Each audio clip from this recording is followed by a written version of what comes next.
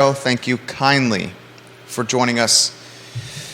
We love connecting with you guys through the I Love CVille Network. This network, long-form content that can never be taken out of context. Today's show is going to be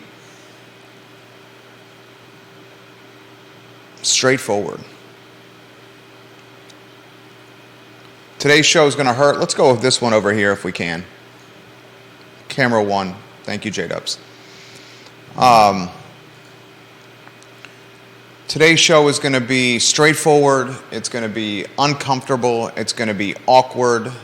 It's going to hit close to home. It's going to be powerful. It's going to be the topic matter we hold most dear to our hearts, our children. I'm excited to weave Judah Wickower, our director, into the show. Single man, does not have children. His opinion and perspective valuable as he's able to have a macro or aerial view on everything. I'm very much in the thick of all this. Why we're in the thick of all this is because of the following reasons. We've had nearly 50 teachers reach out to us in the last month through text messages, Twitter direct messages, Instagram direct messages, Facebook direct messages, getting stopped on the side of the road, getting stopped at the checkout counter of where I like to exercise, getting stopped at Riverside Lunch, in the post office on the downtown mall. And the reason there's been so much engagement from the teachers is because they are unhappy. That's the common denominator here. They are unhappy with their work conditions and unhappy with leadership, the superintendent, Dr. Matthew Haas, and the school board. I encourage all of you watching this program to go to ilovecville.com, our flagship website, and read two stories on the website. The first one is in the hero slot. It's called "It's Time to Hold the Almoral County School Board and Superintendent Dr. Matthew Haas Accountable."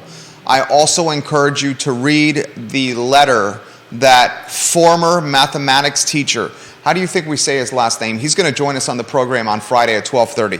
Do you think it's Bill Munkacsy?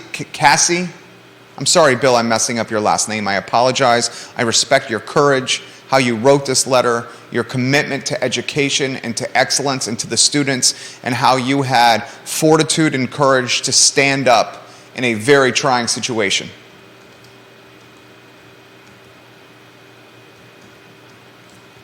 I'm going to give you broad strokes, and then we take a deep dive as a community and get your thoughts and perspective. Please share them in the feed. I will relay them live on air. Here are the broad strokes.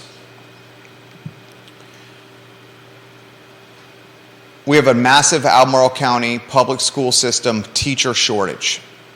In fact, this teacher shortage is not specific to public schools in Almoral. This teacher shortage is a common denominator in public schools across the country. Teachers have always been underpaid. Teachers have always been underappreciated. It's a travesty that teachers are underpaid and underappreciated because teachers are heroes that are literally molding and guiding and teaching the next generation of people to lead our country and do great things. We should champion teachers, bus drivers, and administrative support staff because they are taking our children and maturing them and nurturing them and educating them, often at clips that is more aggressive and impactful than parents are doing for their kids because the teachers are spending more time with them. We know historically and generationally that teachers have been underpaid and underappreciated. But that's been magnified because of the collateral damage of COVID. We spent significant amounts of months, a year plus, in quarantine. That has had a tremendous impact on mental health, quality of life. I still don't think we understand the impact COVID has had on human beings' mental health and quality of life, because the time has been so short since COVID, since the pandemic. We don't have enough data, empirical evidence, to quantify the impact that COVID has had on our mental health yet. Students were rushed back to the classroom following COVID and quarantine because we realized that COVID and quarantine was not healthy for adolescents, preteens, teenagers, kindergartners, first graders, second graders, middle schoolers, high schoolers, student athletes. Keeping kids away from their peers is not positive for their development, their maturation. So as COVID evolved, we all, not all, many of us pushed to get the kids back in the classroom, yours included. Me, leading the charge. Children and students got back in class. But what we never anticipated was the collateral damage or the potential behavioral impact that a year plus in quarantine would have on kids when returning to public classroom settings. These kids didn't have the relationships with their teachers they once had because they weren't eye to eye with them during quarantine. They didn't have the relationship with their coaches, their bus drivers, with principals, vice principals, and guidance counselors, because when you're out of sight, you're out of mind.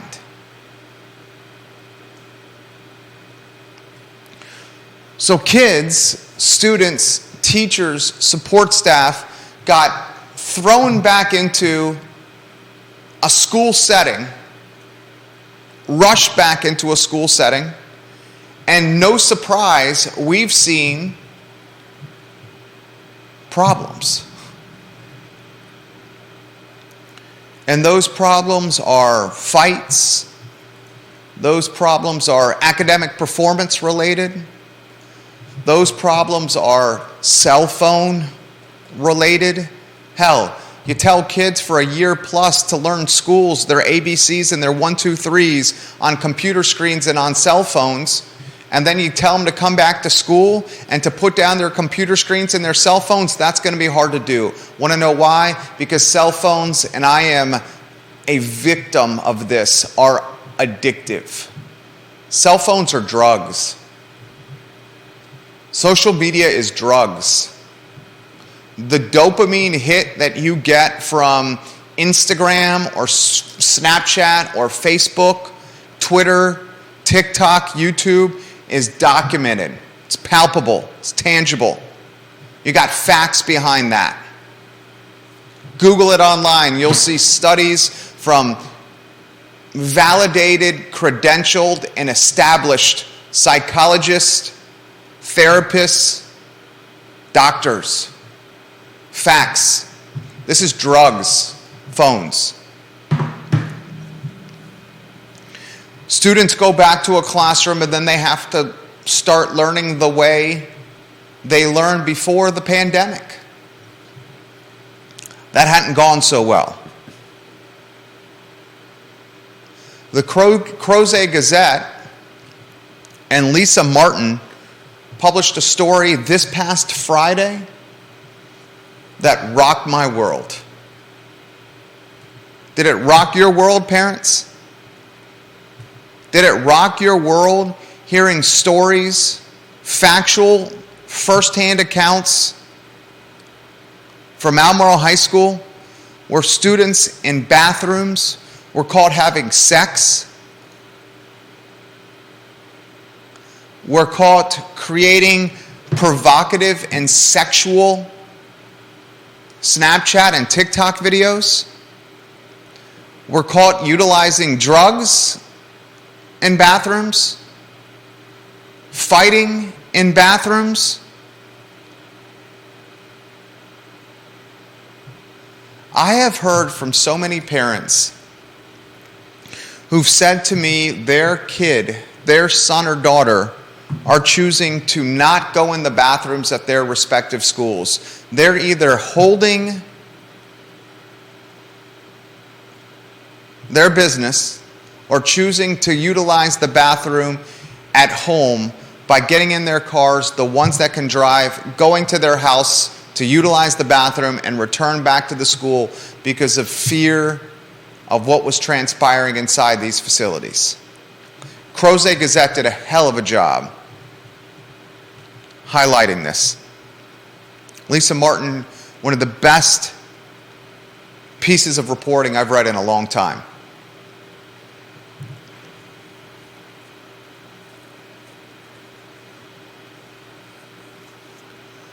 You got a school board that is so focused on DEI, diversity, equity, inclusion,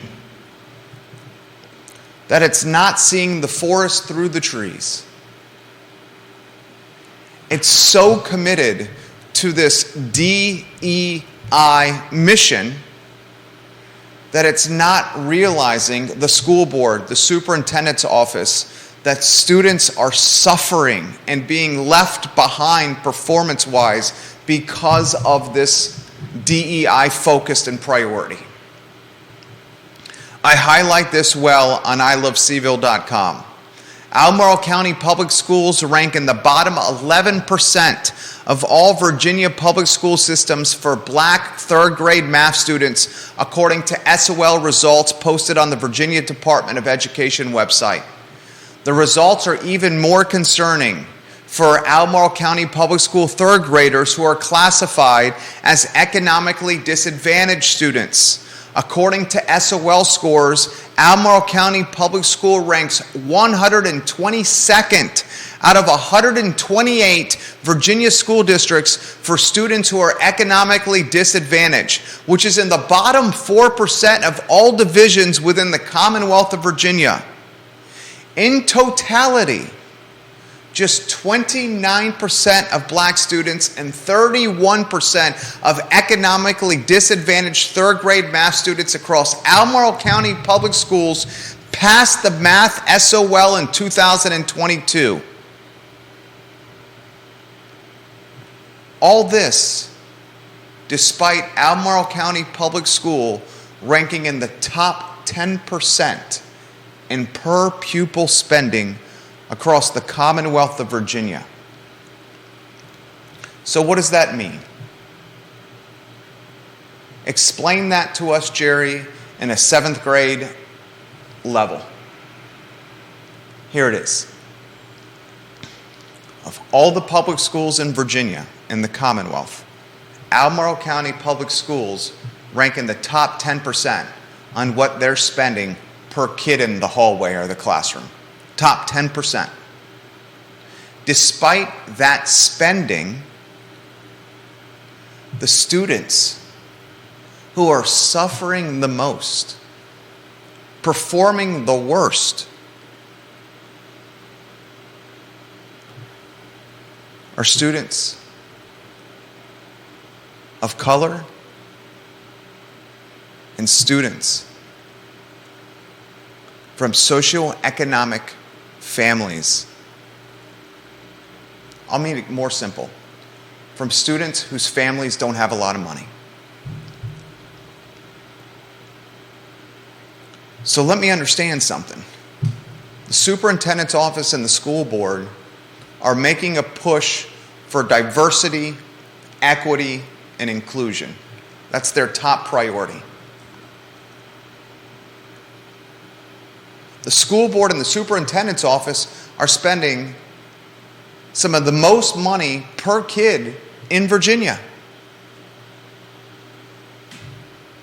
The kids they're trying to push to help through diversity, equity, inclusion by spending some of the most money in Virginia, Those kids aren't posting the results.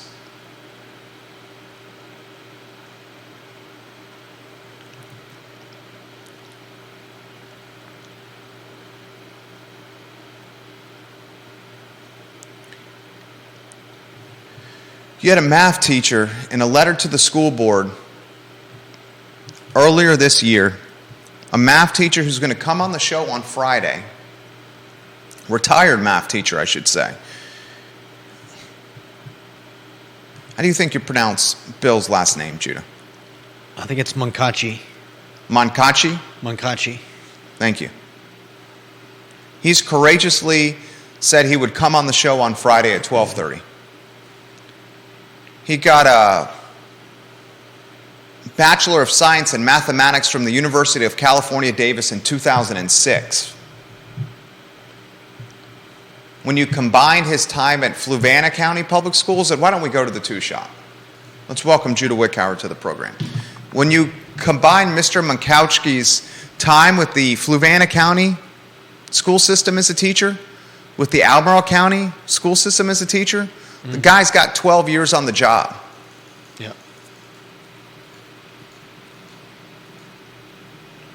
You talk to anyone, they say this guy's a great math teacher, smart man, committed to the students.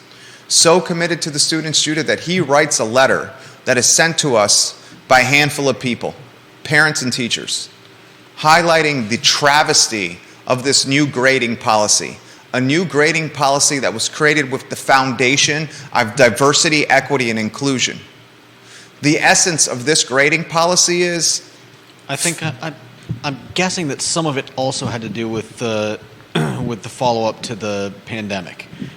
Having kids come back into the schools and trying to give them a chance to...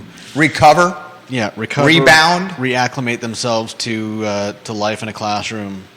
That's not excusing what it sounds like happened last year with all the kids, but it is, I think, a mitigating factor. I think that is well said. You're 100% right. Basically what you're saying is, during COVID and the pandemic, the kids, public school students that were learning at home did not get a legit learning situation. And because they didn't get a legit learning situation, how could they? No one had ever prepared for a pandemic before. This was a black swan event. Over the course of this time in quarantine, they saw performance academically suffered while kids were learning through a screen. Taking PE class through Zoom, where folks were telling them to take a tennis ball, teachers, from their left hand, throw it in the air, and catch it with their right hand. Get it with your right hand, throw it in the air, and catch it with your left hand. Yeah, but we're more talking about the last year of actual school. So the idea was, let's make standards perhaps more digestible, more approachable. I think they were just. I think they got lax in their in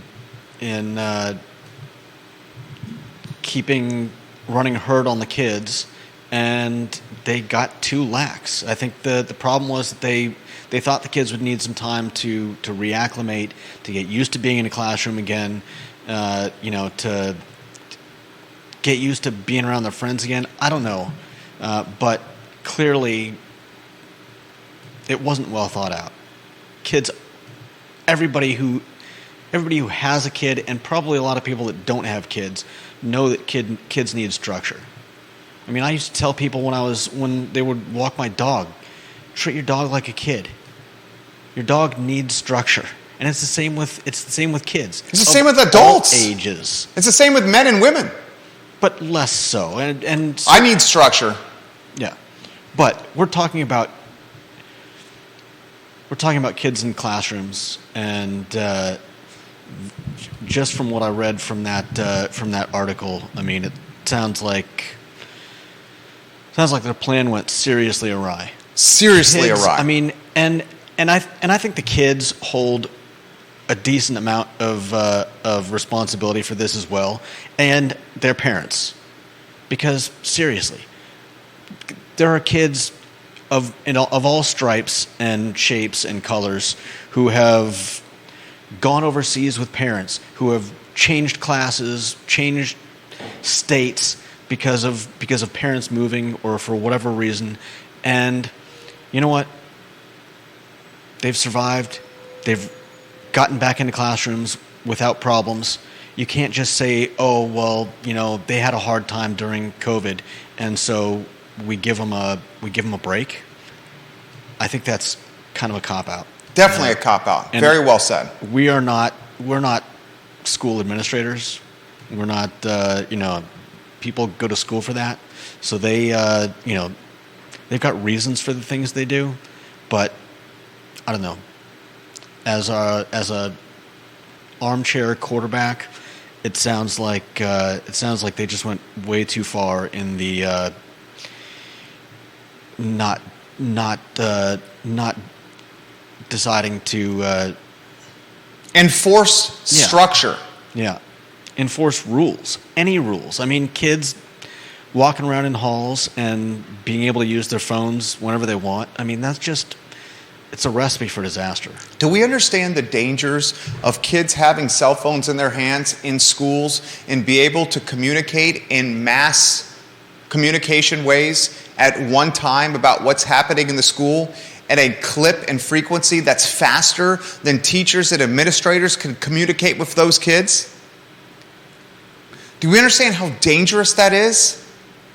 If word or an event or something can be communicated through Snapchat or TikTok or on social media or in a group text to hundreds or thousands of kids in seconds at a clip that's faster than a vice principal or principal can communicate with those kids, that is dangerous. That is dangerous. I think it is paramount that we hold the school board and the superintendent accountable now. I am not going to allow the superintendent to pass the poor performance to a previous regime. Many folks in leadership positions within ACPS have been on the job for a decade or longer. And the school board is drinking its own Kool-Aid. The school board is punch drunk with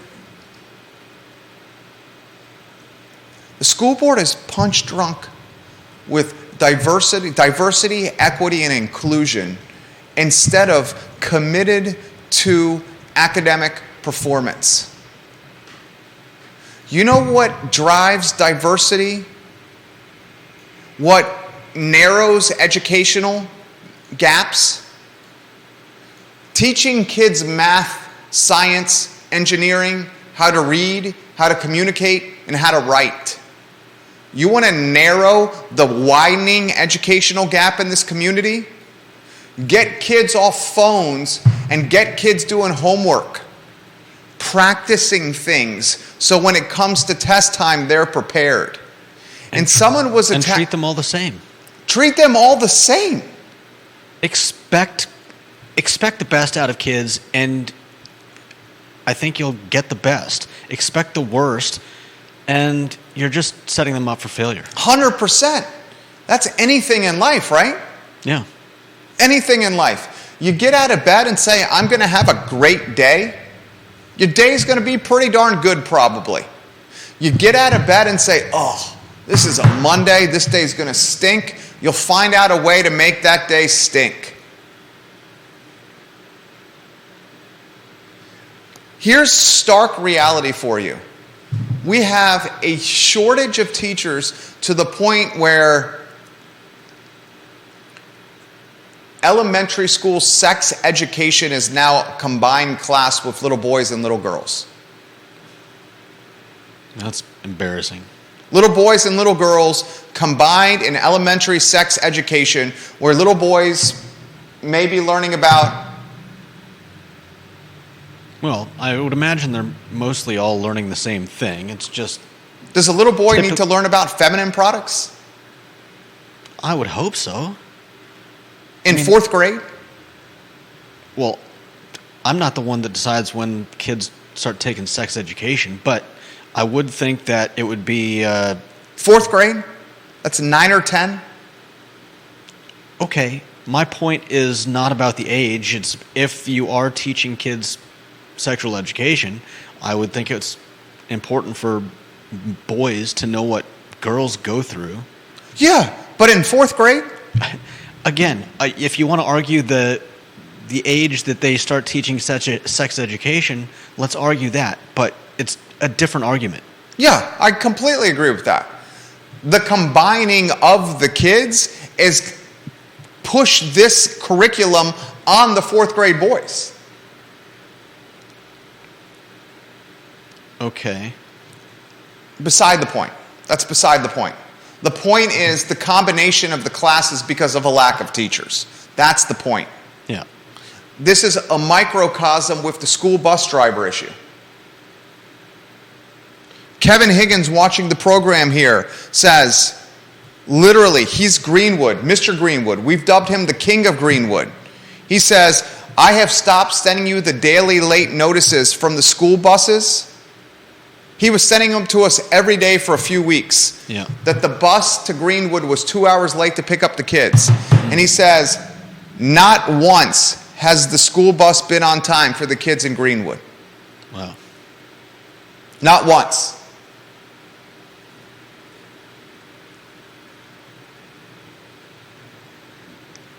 How do we encourage educational equity and educational inclusion when children riding the school bus are from two-parent working families, are showing up to school an hour or 2 hours late? How does that create educational inclusion or educational equity? I'll take it a step further, and I posted this on social media. This is on ilovecville.com. I'm going to read it verbatim for what I wrote. I'll throw it to you, Judah. Private school students have homework that is collected, reviewed, and graded. How is the new Almoral County Public School homework and grading policy impacting the educational gap within our community? From my standpoint, it is widening the gap, which I find disturbing, demoralizing, destructive. You have private school kids pay for play that are getting homework and practicing routines, practicing curriculums. That homework is collected, it's graded, it's reviewed to make sure it was done. Yeah. You got public school kids that don't have homework.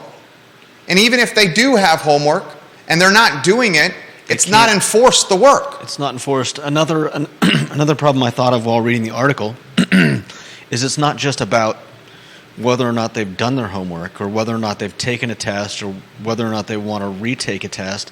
Think about what the teachers have to go through. Imagine if you're trying to teach a class and you have to constantly switch gears to help a student with homework that's a month old, or have a student retake a test that they did poorly on 3 weeks ago. There's no way to schedule that or to incorporate that into your schedule. It just means that you have to stop and help a student with something that should have been done and finished a month ago or a week ago or whenever. And so now, rather than teaching, you're dealing with homework and tests that you may not even remember what the criteria for the homework or test was. Exactly. Here's a perfect example, a comment on the I Love CVille Instagram account. There will be no equity when these students are competing with those who learn organization and the study material through homework. It also makes a policy that affects all for the few, not well thought through. Right. Explain that.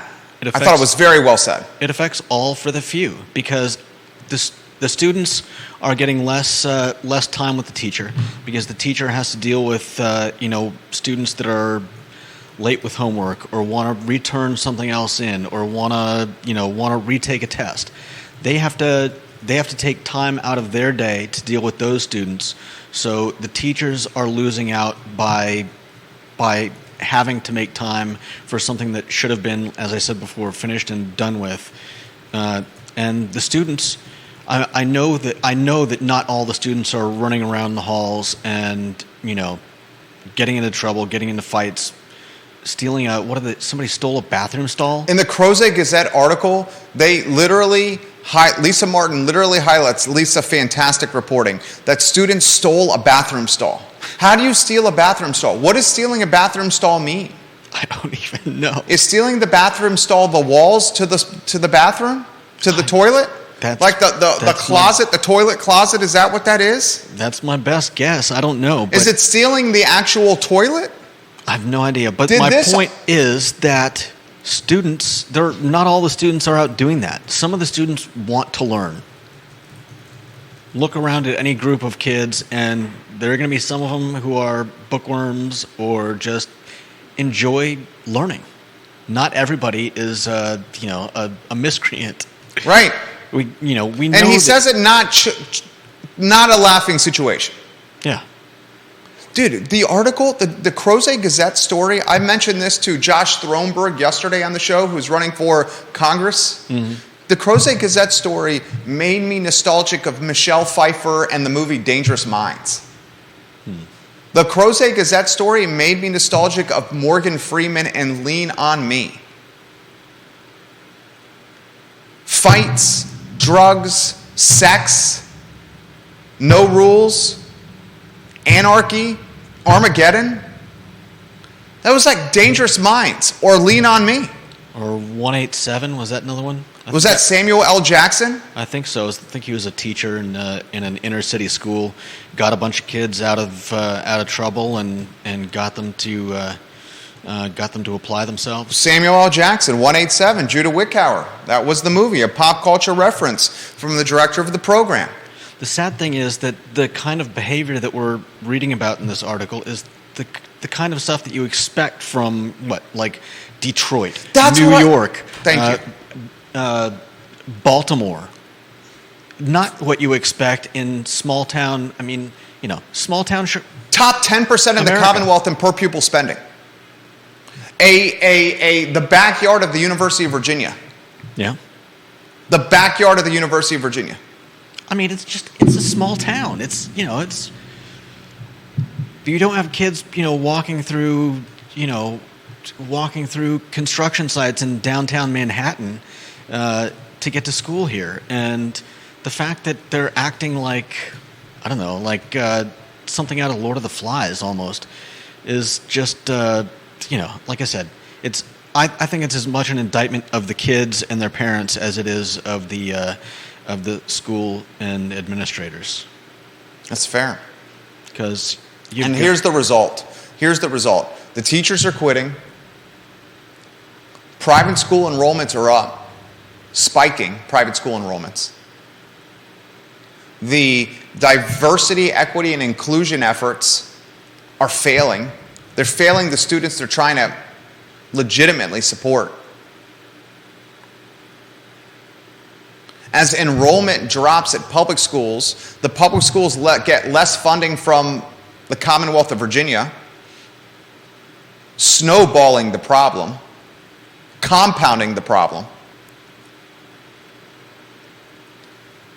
It gives even further ammunition. These kind of results and these kind of activities and these kind of problems gives even further ammunition to Youngkin's administration with the school voucher program, literally creating tangible leverage for the school voucher program with Youngkin and what he wants to do.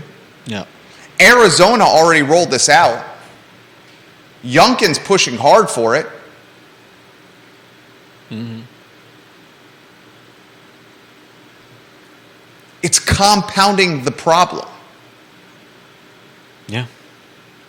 I mean, I don't know enough about the voucher problem, the voucher system. I personally think it's a good idea. I think schools should be held accountable for how well they do by their students, And and I feel it's the same thing with any industry. If I have a service that I want to partake in, why should I be forced into the worst one?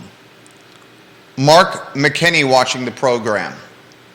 Crozet's Mark McKinney watching the program on the Crozet Community Action Committee. He says, it's really disheartening to listen to all the points you guys bring up and what us parents are going through when Albemarle County Public Schools has a 2022-2023 approved budget of $246,458,034. The number one line item in the Albemarle County budget. Mark, you'll know this number off the top of your head.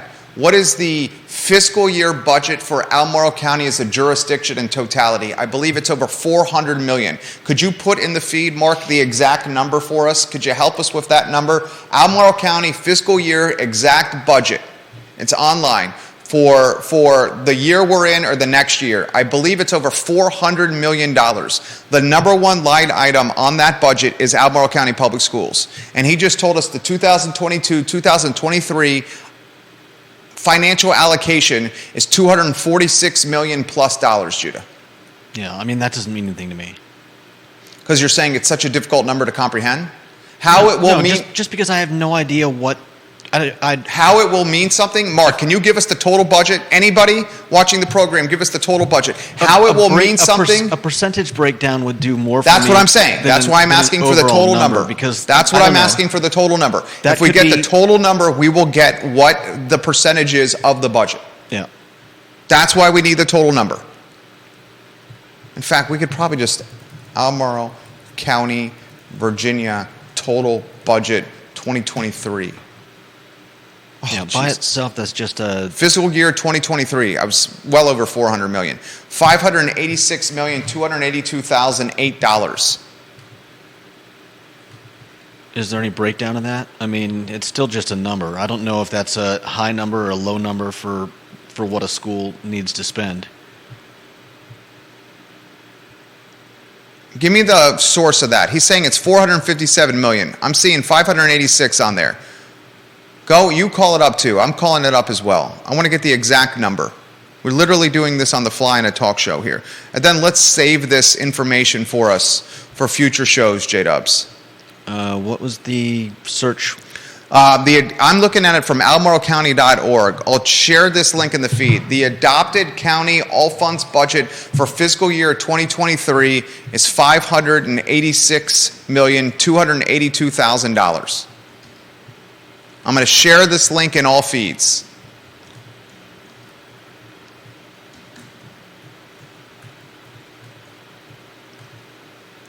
You're talking, what are you talking, half the budget? 55-60% of the budget for the schools? Of what budget? The total jurisdictional budget. Okay. 50+% is going to the schools. All right. And we can't get kids to school on time with buses or pay teachers enough money to keep them in the classroom. Yeah. I want to put it in perspective with some firsthand personal perspective. Our kid's a rising kindergartner. We're doing the tours of the various schools to get a feel for them. No problem scheduling tours for any of the private schools. No problem. Reach out in the morning, you get a response within a couple hours and a date on the calendar. We're trying to tour the elementary school. We can't even get a return phone call. Can't even get a return phone call.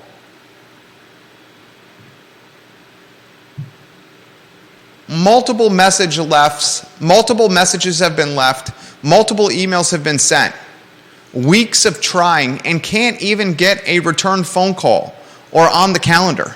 Yeah. Here's another thing that I need to highlight.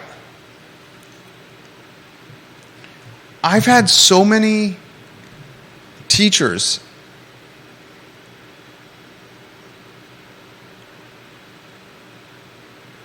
reach out to me off the record. Mm-hmm. And I've said, why don't we talk about this on the record on the show?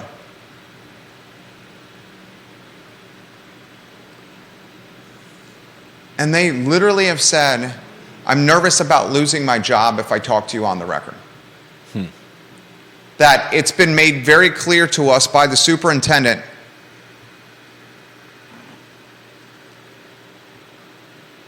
if we talk on the record to you, Jerry, we risk losing our job.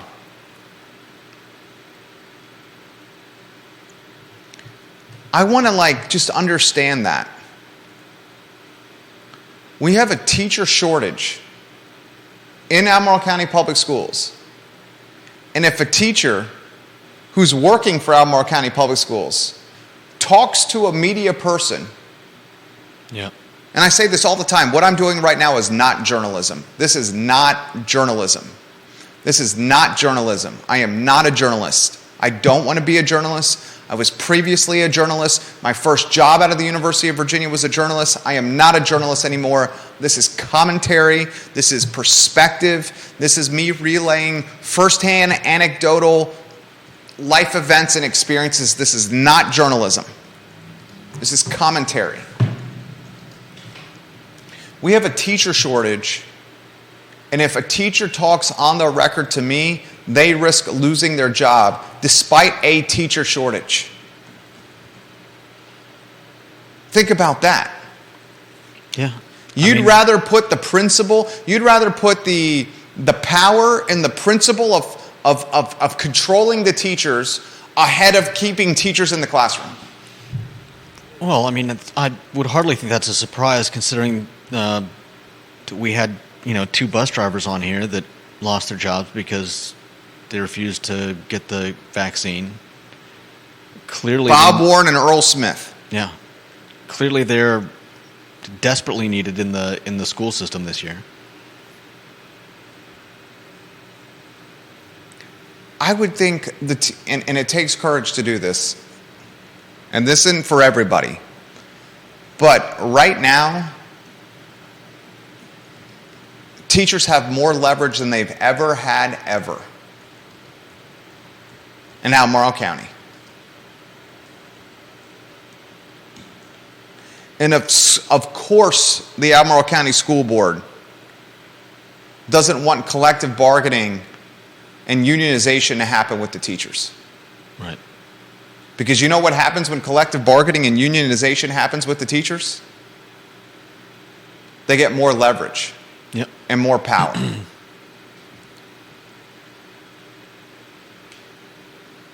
Teachers, fight tooth and nail for collective bargaining and unionization. Fight tooth and nail. Because if you don't get that, you will be pawns on Dr. Haas's chessboard in perpetuity until you get it. Don't be a pawn. Fight for it.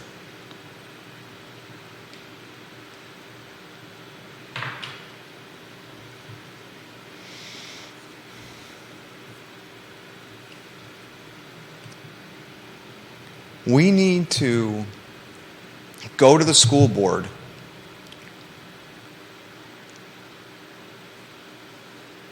and flood them with in-person perspective. We need to go to the school board and flood them with emails and phone calls. We need to go to the school board and hold them accountable. And I'm going to take it a step forward. Kelly Jackson, the school board members are afraid to talk to me. Kelly Jackson will be on the show on, what day is she coming on the show? I'm looking at my calendar. Kelly Jackson is going to be on the show on Thursday. She has a daughter in Albemarle County Schools and Albemarle County Public Schools and a daughter in private schools.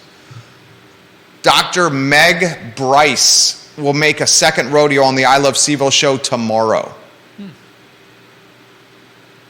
On Friday's show, we have Mr. Bill.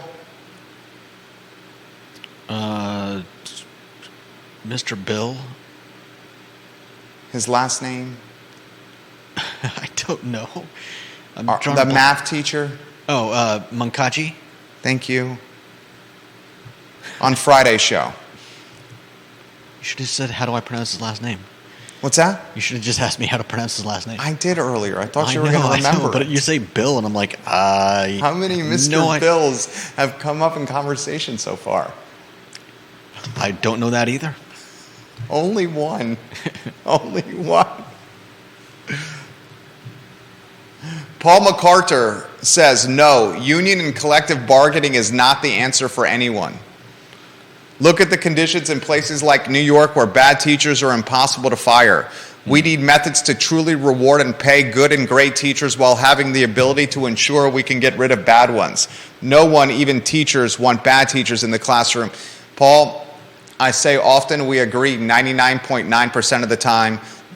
Paul, this is the 0.1% of the time I disagree with you. And I understand you have aspirations for running for school board, and I think you would make a great school board candidate. But I would be hesitant to voice the no collective bargaining and the no union if you want a spot on the board. The current scenario where teachers have no power is not working. You highlight getting rid of bad teachers. Guess what? We don't have barely any of them. They're sprinting for the private sector and or to private schools to teach. Sprinting there.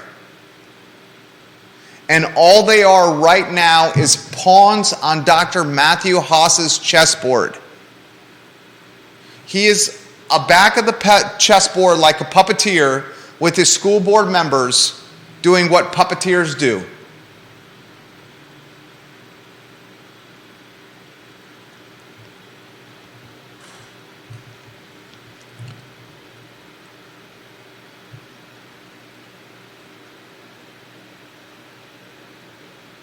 What is the solution besides collective bargaining for the teachers? It's a good question to ask. I'm sure a lot of the teachers out there have a good idea of that. The teachers are way pro collective bargaining. Not all of them, apparently. Paul's not a teacher.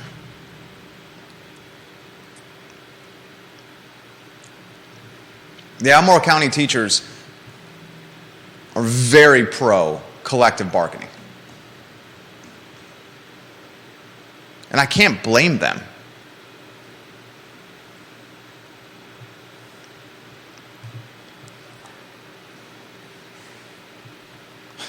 Janice Boyce Trevelyan says, Saturday Night Live, Mr. Bill.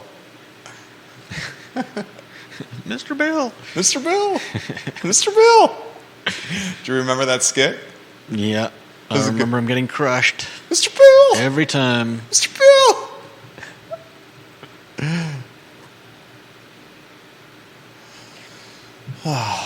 All right. We need to dot the I's and cross the T's on this.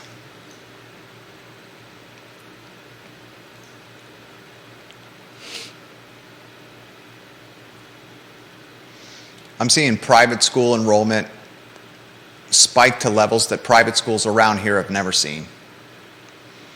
We have an abundance of private schools in Charlottesville and Central Virginia and Albemarle County. You know why that is? Because the area is rich and wealthy. You know why else that is?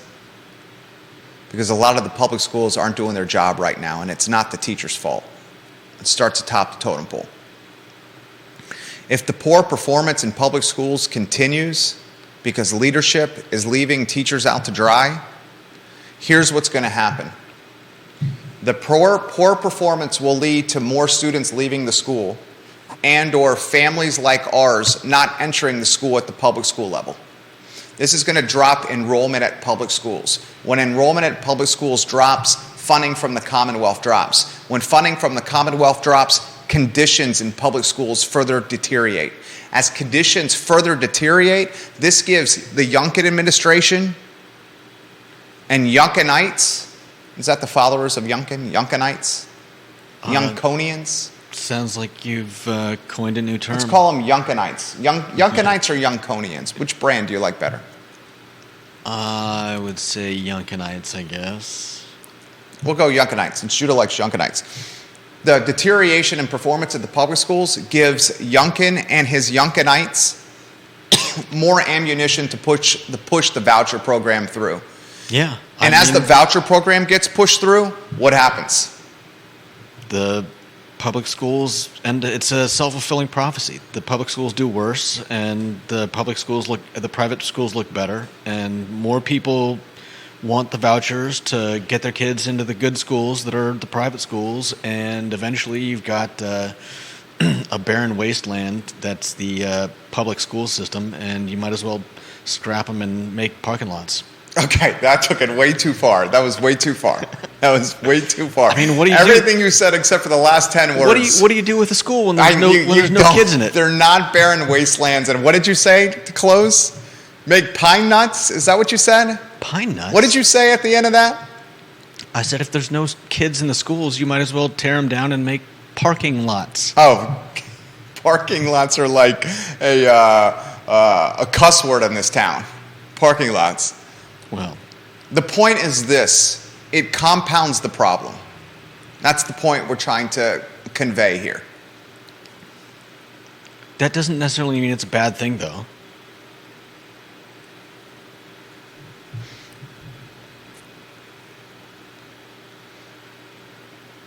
I think that's a bad thing.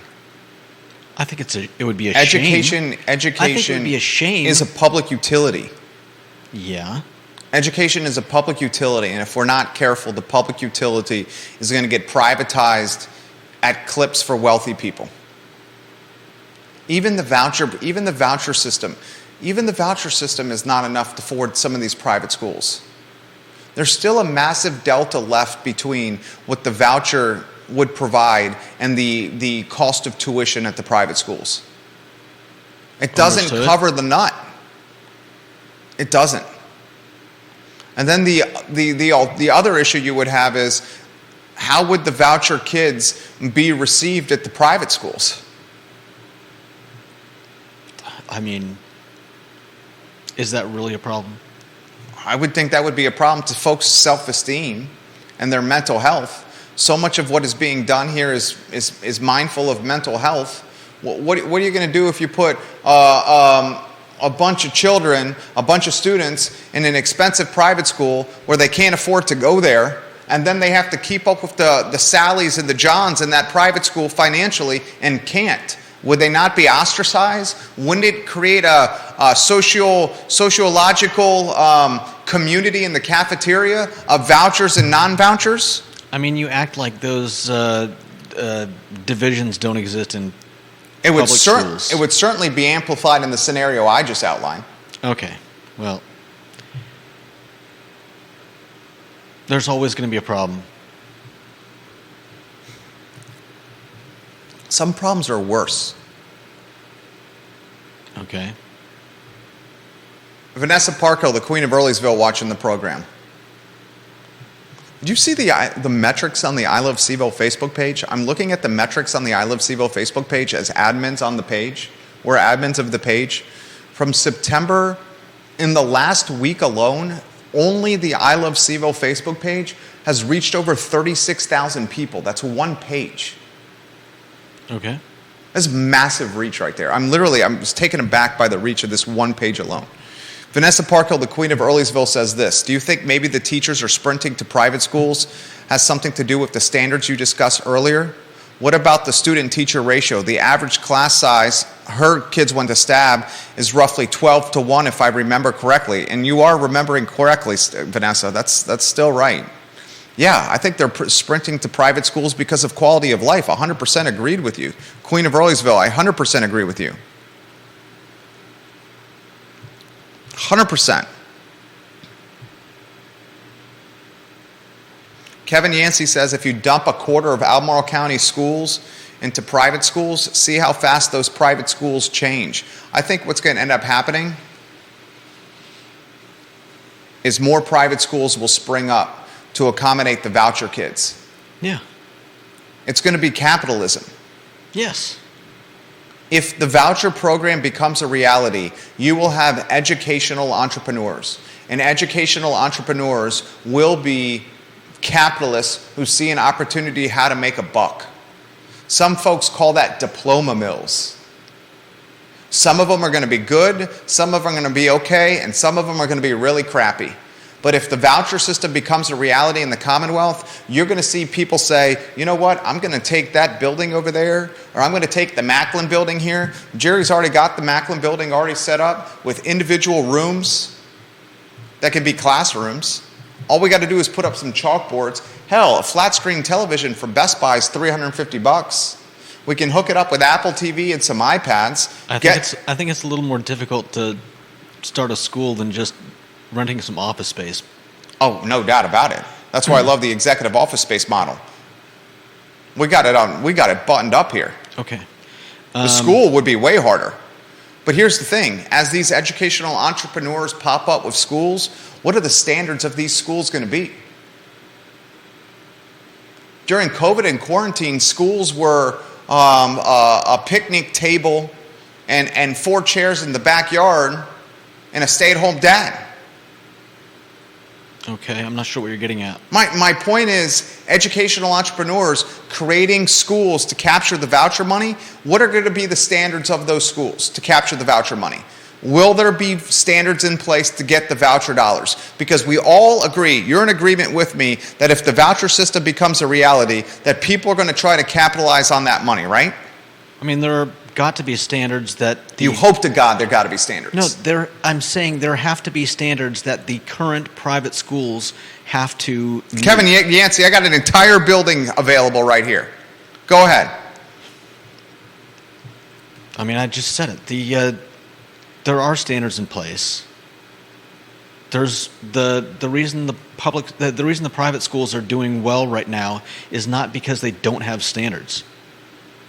And if more private schools pop up, they too will have to meet the standards. Lisa Costello says, Christian light education in Harrisonburg, Virginia is an extremely reasonable priced homeschool curriculum. She says, I spend more in gas alone taking my son back and forth to Charlottesville High School than the tuition at Christian light education in Harrisonburg, Virginia. Lisa has explained that her son is a special needs student. Kelly Jackson says homeschooling numbers will go up. Yeah. People are creating pods of kids and hiring a private teacher like when COVID first started. 100%.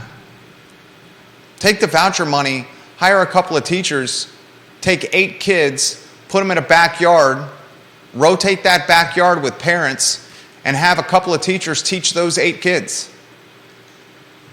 Say you get... What's the number? Well, just for the sake of conversation, we'll call it 15,000, right? 15,000 for voucher. Right? Okay. Call it 15,000 a kid. I think it's actually higher. Just say for the sake of conversation. The Almoral County cost per pupil is 15,000. Sake of conversation, easy math. Well, for the sake of conversation, if you got rid of public schools, then all of that government money could go into creating a voucher system that actually paid for anyone's schooling. Explain that. The money that currently goes to pay for kids going to school... $256 million, whatever the number is in Almoral. ...would continue to go towards paying for kids to go to school. But that $256 million is not just for the kids. It's for the building, repair, transportation, gas, HVAC. It's a lot of stuff. That's not just money per pupil. That's not, you just take the total student body of all of Albemarle County and divide it by $256 million. I'm not saying you do. Well, I'm just saying, here's a number, 15,000. It's roughly 15,000. This is what a mom or dad could do. This is what an enterprising educational entrepreneur can do. Mm-hmm. Okay? They live in Redfields in Almoral County.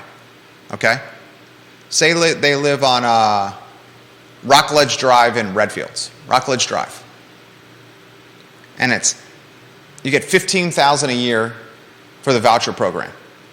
Okay? They can take that $15,000. Let's say there's 8 kids on Rockledge Drive.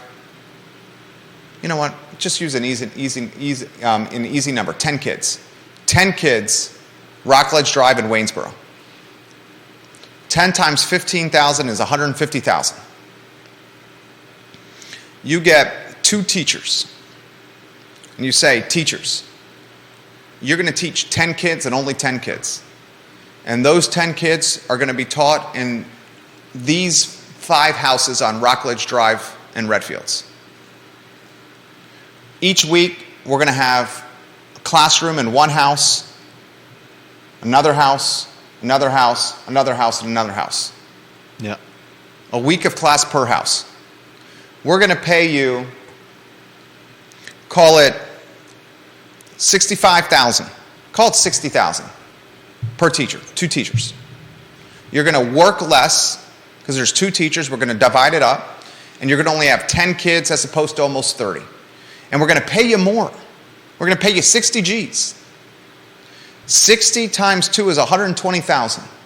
That leaves the enterprising mom or dad who puts this business model in play 30,000 left over as profit. Here's 60 G's, teacher. You're going to teach 10 kids only. You're going to split up your day in half with another teacher. So you're going to work less time, teaching less kids for more money in a better setting, $500,000 homes in Redfields. We're going to feed you breakfast and lunch. When the weather's bad, you can come inside into the playroom or into the dining room. Work 4 hours a day, and that's it. And whoever who organizes this Rockledge Drive learning environment or school in Redfields, they walk away with $30,000 in their pocket.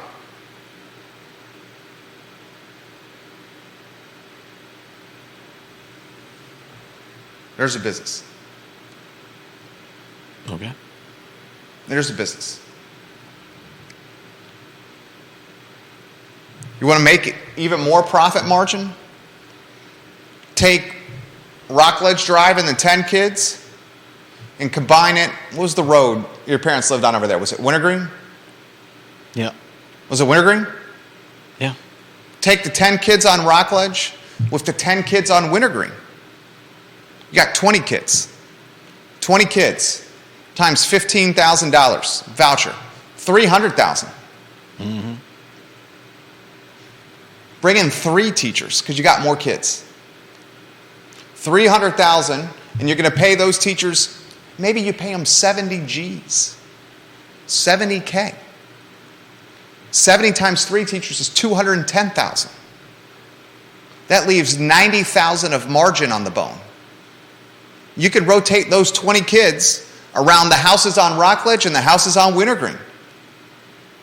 So there's less demand on a house for a school. Spread it out. Give the kids a different setting to learn. You just created a school on Rockledge Drive in Wintergreen and Redfields with 20 kids, with 3 teachers, working less than they are right now, teaching less kids than they have right now, and making 35% more money than they're doing right now. And you, whoever put this together, the educational entrepreneur who put this together, just found a way to pay yourself an extra $80,000 or $90,000 organizing schedules, rotating kids around houses, creating a Google Doc, a couple of Excel spreadsheets.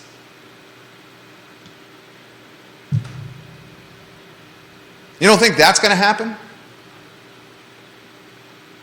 And then you're going to say, what about the standards? What about the standards and the criteria for these schools? The teachers are public school teachers. They're going to bring their credentials and their resumes to the Redfield school. When you're paying them 70 G's to work half the time and teach half the amount of kids, you're going to be able to get some of the best teachers in the school system teaching these kids. Mm-hmm. Textbooks. Forget textbooks. Online curriculum. I bet you can get the Schoology digital infrastructure the students are using right now. It's an app. Okay. Kids are using.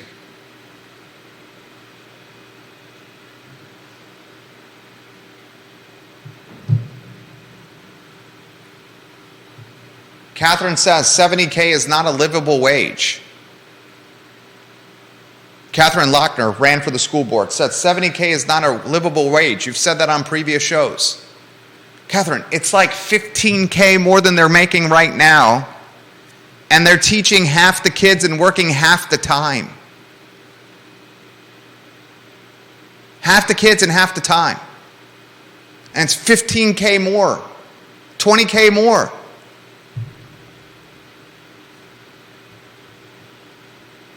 Who wants to create the Redfield School?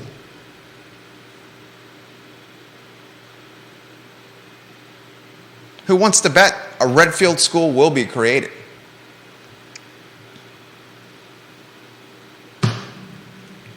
We got our traditional Tuesday 1:45 conference call. This show is on fire right now. The heat map with people watching and listening to this program on all these social media channels, Spotify, iTunes, Apple Podcasts is... look at all these IP addresses on this thing.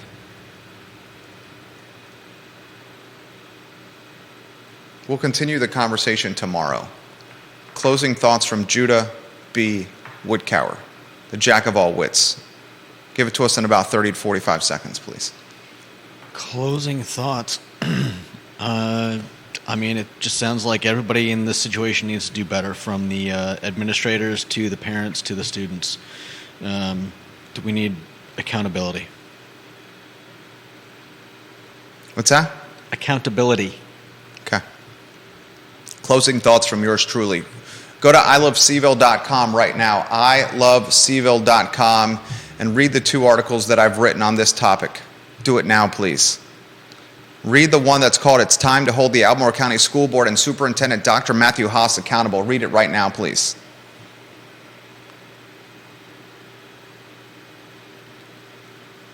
See the text that just came through? Yeah. Looks like our call got delayed. Sounds good. Thank you for letting us know. It gives me a little extra time to offer some closing perspective. Tomorrow's show is going to be dynamite. Dr. Meg Bryce on the program, her second rodeo on the show. Her first rodeo was fire. It was absolutely awesome. On Thursday's show, it's Kelly Jackson, KJ, businesswoman. I believe she owns 17 Panera Breads. She has a daughter in public school and a daughter in private school. She sees both sides, literally, at her house. On Friday's show, it's Mr. Bill Munkacsy. That was good. On Friday's show, the author of the letter to the school board that's been the toast and talk of this community. Catherine, what are you saying, Catherine Lochner? She's saying, what are you saying? Oh, all right. Catherine Lochner wants me to do something here. It's so frustrating. I'm going to go to the comment section to make sure I'm offering clarity on something that Catherine Lochner wants me to say. I'm going to the comment section.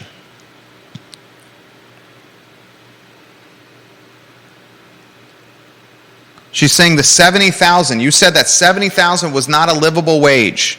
You said it, Jerry, not me. Don't misquote me. Catherine Lochner ran for the school board. She's very adamant that I get this right.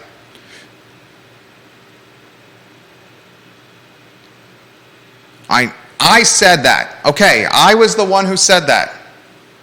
My point is this.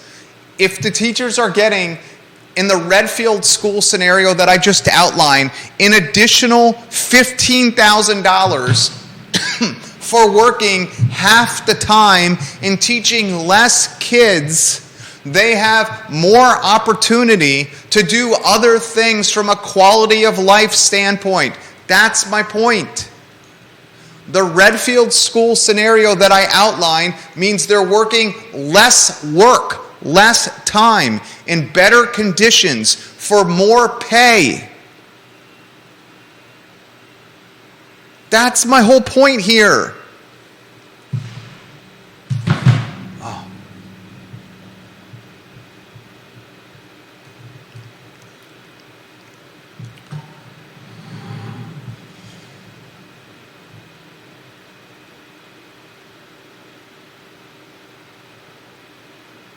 Yeah, and as Paul MacArthur just said, they could also opt to work full-time at 2 schools. So he's exactly right. In my Redfield scenario, Judah, like you take Rockledge Drive and you take 10 kids from Rockledge Drive and Redfields and 10 kids from Wintergreen. Was it Wintergreen Drive or Wintergreen Avenue? I forget. Does it matter? I think it's Drive, but... Is it Wintergreen? It could be street. Let's see. I want to get it right. I love that neighborhood. Boulevard? Dearly. Wintergreen Lane. Wintergreen Lane. There you go. Okay. That works too. You take 10 kids from Rockledge Drive and 10 kids from Wintergreen Lane in Redfields.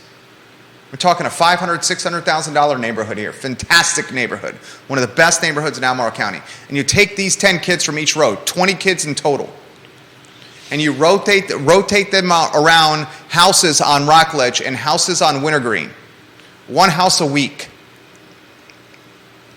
So you got 10 total houses. That means over the course of a year, they're in your classroom they're in your house for not that many times. You're rotating them around all the houses. The teachers are going to be teaching less kids for more money at the Redfield School in a better quality of life scenario with perks like food provided by the parents of each house, coffee, beverages provided by the families of each house. Because they're working for less time, they could potentially teach at the Redfield School and then go teach at the Mill Creek School later that day and make $70K at the Redfield School and then $70K at the Mill Creek School. And then your teacher's making $140,000 teaching less kids the same amount of time they're doing in the public school because they're teaching now at the Redfield School and the Mill Creek School, but a better quality of life for $140,000, which in some scenarios is nearly 3x the yearly pay. You don't think that's going to happen if the voucher system becomes a reality? You are nuts if you don't think that's going to happen. And maybe to Judah's point, are the vouchers just checks? I would have thought they were a little more than just a check to every parent of a student. What are you saying? I'm saying I would be surprised if the the government is just going to hand out checks to people to spend wherever they want. I'm calling up the Arizona voucher program.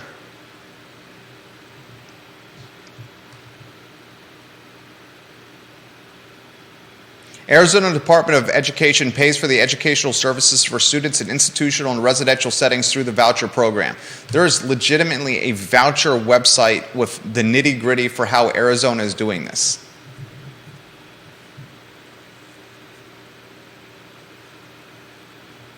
Man, this is detailed. We will spend some time reading this. I would imagine the voucher program is going to work like this. Here's the monetary value of public schools. You can use this money, but you have to prove that your son or daughter is going to a school that's accredited in some capacity. And how the Redfield School would get through the accreditation process is by cherry picking the public school teachers and utilizing their credentials and resumes to get credentialed. Okay. You see what I'm saying? No.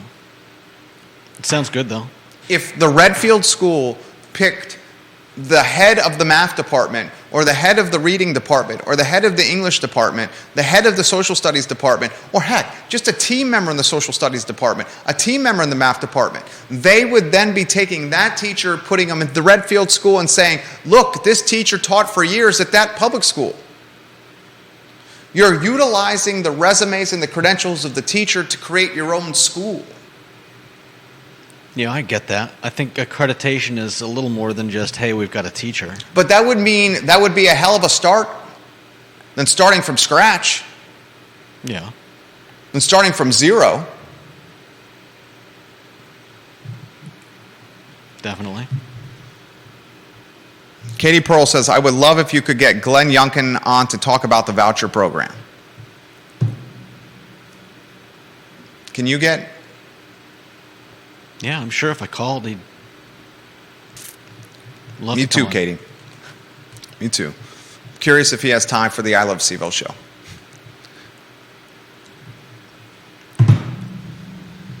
Oh, man. What a mess. That's the show. We're grateful for the viewership and the listenership. You're not getting this content anywhere else in town. Nowhere in town. Nowhere. Go to ilovecville.com. I'm sorry we couldn't get to as many of these comments and questions as possible. Kelly Jackson says, the Redfield School would just have to turn in curriculum for homeschool. That's what we did during COVID. It's super easy, Judah. And Kelly Jackson, look, you can love Kelly Jackson. She says, I'll start a business, hire and organize the teachers and locations all over Charlottesville. Dude, Kelly Jackson has like 700 employees and 17 Panera Breads. I'm pretty sure Kelly Jackson has the talent and the chutzpah and the skill set and the organizational ability and the financial resources to start the Redfield School and the Mill Creek School and the Lake Renovia School and the Mosby Mountain School and the Oak Hill Farm School and the Whittington School and the Glenmore School and the Farmington School and the Bel Air School and the Avinity School and the Foxcroft School and the Ashcroft School and the Keswick Estates School and the I'm running out of schools over here. You got any schools you can throw? The Stonehenge School, the Belvedere School. One person could create a school for all these neighborhoods. Take 10% of take 10% of the vouchers, 15% of the vouchers as their margin for organizing each school, and scale it with Google Docs and Excel and email and WeChat and WhatsApp and all these easy to communicate social apps that we have on our phone, and make some bank. Make some bank. And KJ, that school wouldn't have things like food that goes bad. Cost of goods like flour and wheat and bacon and cheese that are astronomical and out of control. It wouldn't have any volatile in price cost of goods. Think about the cost of, what would be the overhead in the Redfield School? Teacher labor, insurance, cost of curriculum. What other overhead is there? The cost of the labor, which is the teachers, pay them 70 G's a pop, tell them to work half the time they're working now at the Redfield School. Insurance for the kids, you'd have to get a different insurance policy. You can't just do it on your homeowner's insurance policy. And the cost of the curriculum. What other costs are there? You know what, I think I'm going to stop doing the I Love CVille show. I think I might just go start the Redfield School. Let's do the Redfield School, right? What other costs are there besides that? Kelly, Cara on my Facebook page, who's a badass herself, is saying, yes, please, Kelly, start this school system. Yes, please. Literally, she's putting out on my Facebook page, yes, please start this, Kelly Jackson. Kelly, what would be the other, Vanessa Parkhill, what would be the other overheads for the school?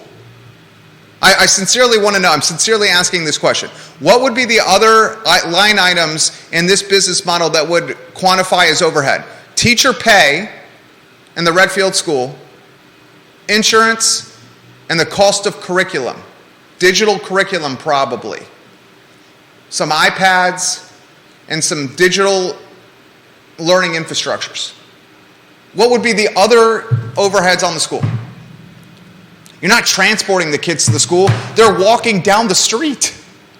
There's no school bus. They just have to walk down the street. It would be the safest way to get to school. Forget the walking bus in Charlottesville City Schools. Forget the walking bus. All you would have to do is go out your driveway, get up. There's the mailbox. Go around the mailbox. Oh, there's my school. Let me go down that driveway. There would be no school bus. There's no athletics in the Redfield school. There's no coaches. There's no playing fields to maintain. There's no uniforms. There's no signage or rebranding. That's for you, Dr. Matthew Haas. A little rebranding action for you, dog. There's no rebranding.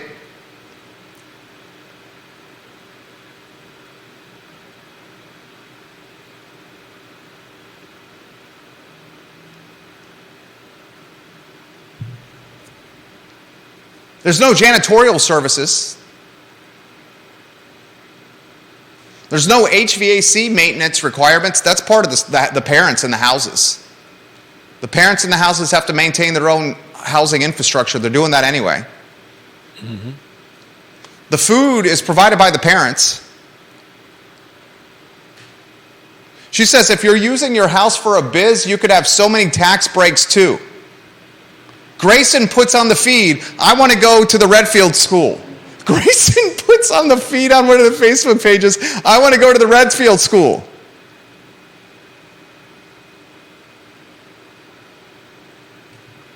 Kelsey is putting on the feed, where can my daughter sign up for the Redfield school?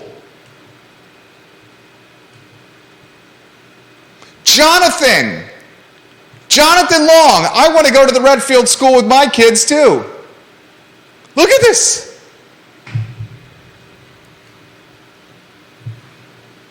That's the Tuesday edition of the talk show. My name is Jerry Miller. Thank you kindly for joining us. So long, everybody.